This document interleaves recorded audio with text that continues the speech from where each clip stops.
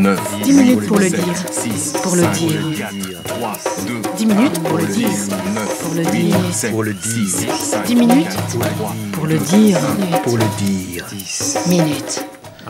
François Dijoux, il y a eu donc d'abord l'amendose, Oui. et puis les frangipaniers. Ouais. Entre les deux, il y avait eu Heurtebise ou de l'autre côté du temps. C'est ça. Et puis, vous êtes venu sur ce plateau avec le Marlé.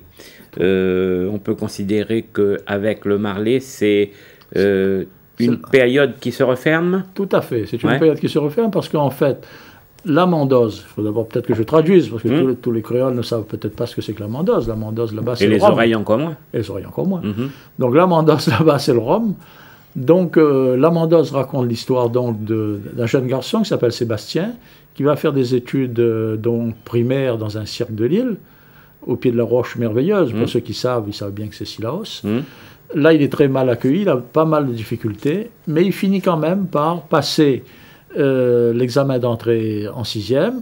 Il est admis, il est d'ailleurs le seul admis de son école primaire. Et donc, dans les frangipaniers, je raconte la suite, bien entendu. C'est Sébastien qui arrive au lycée Lecomte de Lille, le seul lycée qui existait à l'époque, qui était d'ailleurs une école de riches, puisque les gens qui n'étaient pas très riches, ils n'allaient pas là-bas. Vous allez à l'école centrale. Ils allaient à l'école centrale, certains, oui, pour devenir instituteurs. Mm. Donc Sébastien va être obligé donc d'affronter un nouvel environnement dans lequel il est un peu mal à l'aise aussi, puisqu'il n'a pas, disons, il n'est pas fils de fonctionnaires, d'industriels et autres. Donc, à partir de là, il va arriver quand même jusqu'au baccalauréat. Et après le baccalauréat, il passe donc l'examen nécessaire pour rentrer en faculté à Aix.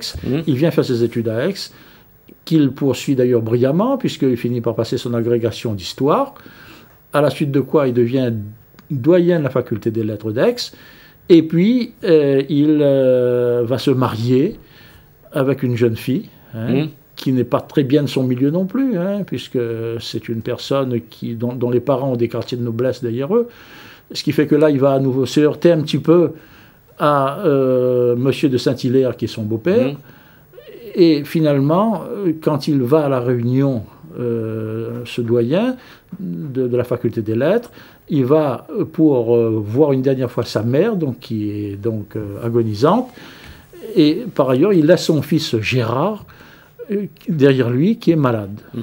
Voilà. Et donc maintenant, le Marlé, donc, ce sera plutôt l'histoire de Gérard. Alors, il y a une autre jeune fille qui s'appelle Jennifer. qu'ils tous les deux donc décident un jour d'aller à La Réunion, Voilà. retourner dans l'île. Ils s'installent à Saint-Gilles. Voilà. À l'Ermitage. À l'Ermitage, dans un petit hôtel. Voilà. Bon, Gérard, lui, il n'est jamais allé à La Réunion. Gérard n'est jamais allé à la Réunion. Voilà, il découvre l'île, de toute façon. Il découvre l'île. Alors Jennifer vient le présenter donc à sa mère, puisqu'ils sont son petit ami. Qui vit dans les Qui est- hauteurs de Saint-Paul, à l'ouest de l'île. De Saint-Gilles, De qui habite à Saint-Gilles-Léo. Et lorsque donc Jennifer annonce le nom de son petit ami à sa mère, Il y a un choc. il y a un choc.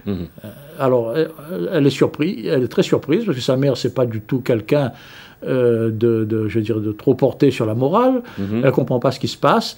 Et c'est seulement le lendemain donc de l'arrivée donc de Gérard et de Jennifer que la mère viendra. Et c'est là que l'histoire commence. Et c'est là que l'histoire commence. Et là, ça va se compliquer beaucoup. Et bien là, ça va se compliquer beaucoup, parce que j'ai tendance à dire que j'aurais pu donner à ce livre un sous-titre qui aurait pu être la boîte de Pandore, parce que en fait, c'est une plongée dans la généalogie d'une famille réunionnaise qui va réserver bien des surprises. C'est totale fiction ou alors C'est fiction. ce sont des situations que vous avez connues dans l'île, dans votre île? Non, pas. Non, là, nous sommes dans l'entière fiction. Je précise d'ailleurs que je n'ai pas, moi, en ce qui me concerne, une ascendance tamoule, pas du tout.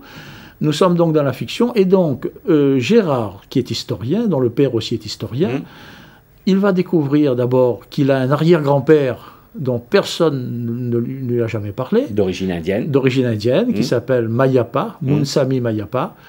Et donc, celle qui pourrait devenir sa belle-mère, qui s'appelle Marguerite, Marguerite d'Enfer, dont la fille s'appelle aussi, donc, elle s'appelle Jennifer d'Enfer, et il va donc découvrir donc cet ancêtre qui est, lui, un ancien engagé, qui est venu à La Réunion entre 20 et 30 ans après l'abolition de l'esclavage, puisque après l'abolition de l'esclavage, on a fait venir ce qu'on appelle les engagés. Donc cet engagé, il vient là-bas parce qu'il a eu un ancêtre qui avait travaillé en tant qu'esclave, et cet ancêtre n'est jamais revenu à Pondichéry. Donc il voudrait savoir un petit peu ce qu'est devenu cet ancêtre. Et par ailleurs... Marguerite va le guider.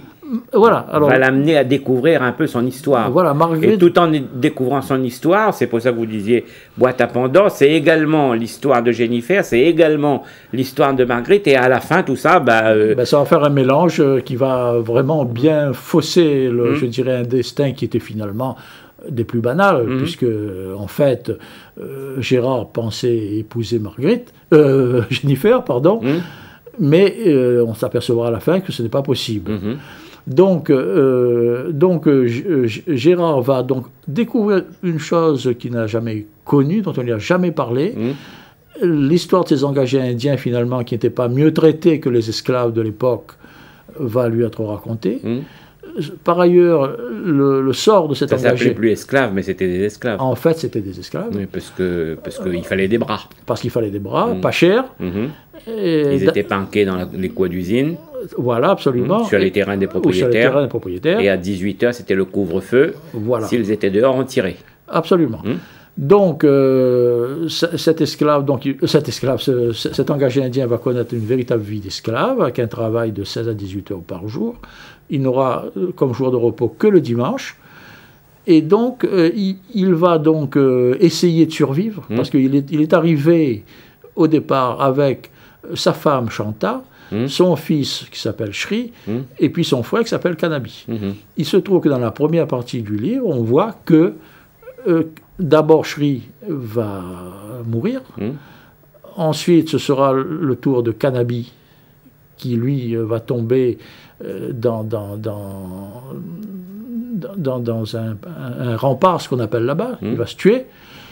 Et puis, lorsque, dans la deuxième partie, Mayapa va revenir à La Réunion, on lui apprendra aussi que sa femme est morte des fièvres, puisqu'à l'époque, il y avait aussi quand même... C'est-à-dire que dans ce livre, finalement, vous nous racontez toute une partie de l'histoire de l'île de La Réunion. Voilà. Même si vous avez dit tout à l'heure que c'était une fiction, il y a plein de situations qui correspondent à la réalité de ce pays à un moment ou à un autre. Absolument. Et d'ailleurs, je dois dire que pour toute la partie historique, je me suis appuyé sur la thèse de doctorat d'État de mon ami Hubert Gerbeau, qui est donc un grand spécialiste de l'esclavage là-bas dans ce secteur. Et donc, il m'a passé, disons, la partie de sa thèse de doctorat qui traite cela. Ce qui fait que là, j'ai une base historique. On ne peut pas vous accuser de ne pas raconter la vérité de l'histoire de l'île, quoi, même si c'est autour d'une fiction. Alors, on ne va pas raconter tout votre livre, parce qu'il faut laisser quand même aux téléspectateurs le soin de le découvrir. Bon. Juste une précision pour tous ceux qui vont se poser la question. C'est quoi le marlé? Alors le marlé, donc, c'est un rite hindou de conjuration. Ce rite hindou, donc, on le faisait donc passer à tous les enfants, de façon à les préserver de deux choses. Premièrement, du mauvais œil, donc du mauvais sort, dans le fond. Et deuxièmement, c'était également pour leur éviter, je dirais, un peu le piège du complexe d'Édipe. Donc, ça avait cette double finalité-là. Donc, c'est un rite de conjuration. Vous savez que chez les hindous, il y a plusieurs sortes de rites. Il y a les rites thérapeutiques, dont la marche sur le feu, qui est un rite thérapeutique. Il y a des rites de passage. Lorsque quelqu'un décède, etc., là, on est dans le cadre d'un rite de passage. Quand il se marie aussi, d'ailleurs. Ça s'appelle le marlé, c'est le 3e volet. C'est le 3e et dernier volet, donc, de la trilogie. De l'histoire de La Réunion. De l'histoire de La Réunion. Et le marlé, ça vient donc d'un mot tamoul, malai, qui veut dire collier. C'est le collier qu'on met donc aux enfants quand ils passent donc ce rite du Marley. Le Marley, donc, c'est un roman, François Dijoux, C'est vous un le roman. signez, et il est publié aux Lettres de l'Océan Indien, chez Chez l'Harmattan. l'Harmattan. Merci d'être venu sur ce plateau. Ceux qui vont le lire, je crois qu'il va y avoir quelques larmes quand même, puisque, on le dit tout de suite, la fin est plutôt triste. La fin est plutôt triste. Merci beaucoup. Merci.